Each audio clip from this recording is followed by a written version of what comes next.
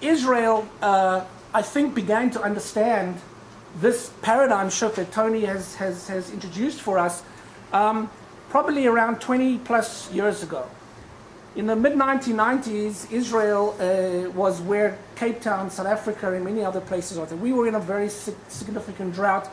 All of our so-called stocks, in our case, the Sea of Galilee, the Jordan River, groundwater aquifers, were all basically collapsing. The Sea of Galilee, actually, water levels were so low that people were saying that if the water level went any lower, it actually would drop below the level of the pumps. So you'd just be sucking air at that point. And this was really a turning point for Israel in the mid-1990s. And the realization was simply, as Tony has said, you no longer can manage water as a stock. You have to think about managing water as a flux. And I would add to what Tony was saying, is you have to think about water as a commodity. We want and we think and we would like always, there's this idea that water should and actually is a basic human right. You simply cannot deny people water because we all know that water is life. But at the same time, water is not free. It costs a lot. Not for the water, because the water is always free.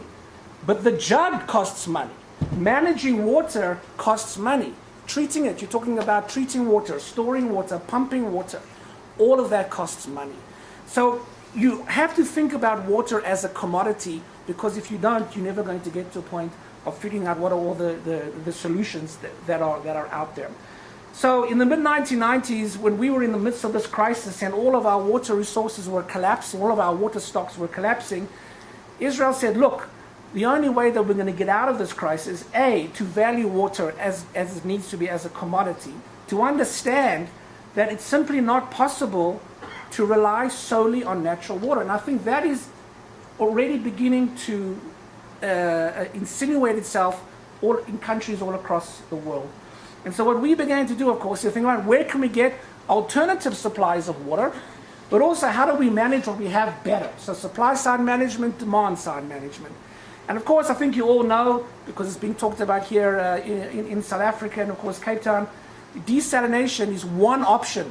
You should think about, the different options we have in our toolbox and how to use them and which ones should we prioritize and so on and so forth.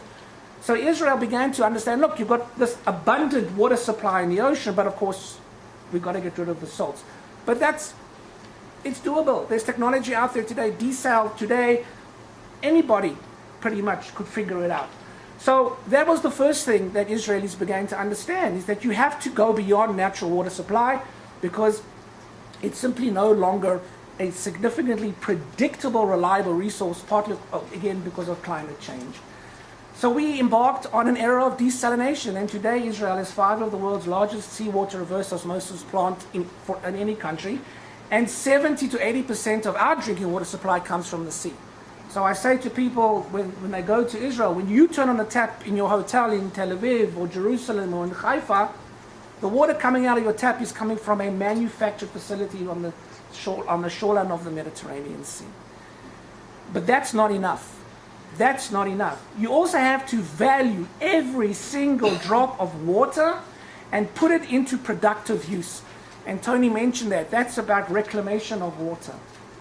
When we invest technologies to treat wastewater and then just dump it back into the rivers or sometimes into the sea, as I think is what happens here in South Africa, doesn't make, if you think about it purely as a financial perspective, why are you going to invest all that money to treat water and then just dump it? Okay?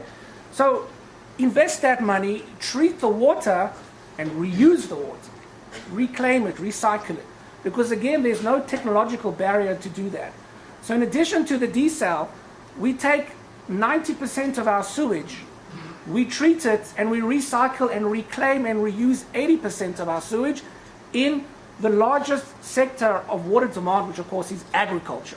So it can be done, and Israel is not the only country doing it, and I know that it's going to happen here too in South Africa, whether it begins in Cape Town or it begins in another city in South Africa.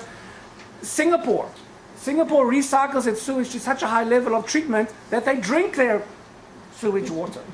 All right? So all of these things are available. There are no technological barriers to any of this thing. happening. The way I understand it, and Tony uses an analogy of 3 legs, I'd like to use 3 legs and a base, because you've got to stick your little 3-legged stool on something, otherwise it's sort of like hanging there in the air. So for me, I always think about that there's an algorithm one can come up with thinking about water. And it has nothing to do with how much water you have. It's about governance. So these are the decision makers, the policy, and so on. Who's in charge? Who's making the decisions? So on and so forth. It's about finance, which of course goes back to what I said earlier. Water is a commodity. Water is not free. Capacity is essential. When we talk about wastewater reclamation and we talk about desal, whether it be at local levels or at national levels, there is a level of expertise that is required. So capacity is important. But another part of capacity is what you were saying earlier. It's about education. It's about how the public understands and values the resource. So those are, let's say, my 3 legs. But then I have this base.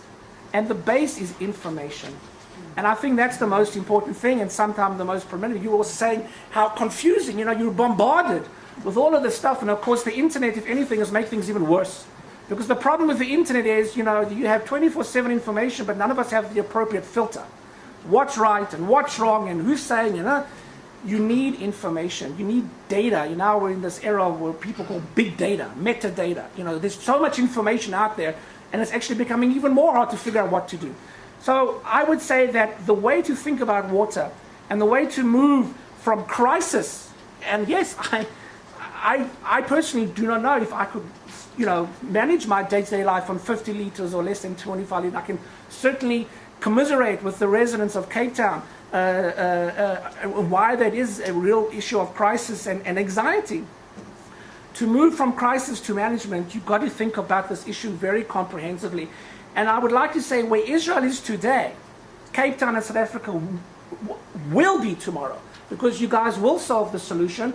And the advantage here is you don't have to start from zero. It's happening all around the world. You can look at Israel, and you can look at Australia, and you can look at Spain, and you can look at Singapore, and you can look at Hong Kong. There are many, many, many good examples out there, and Israel, of course, is just one of them.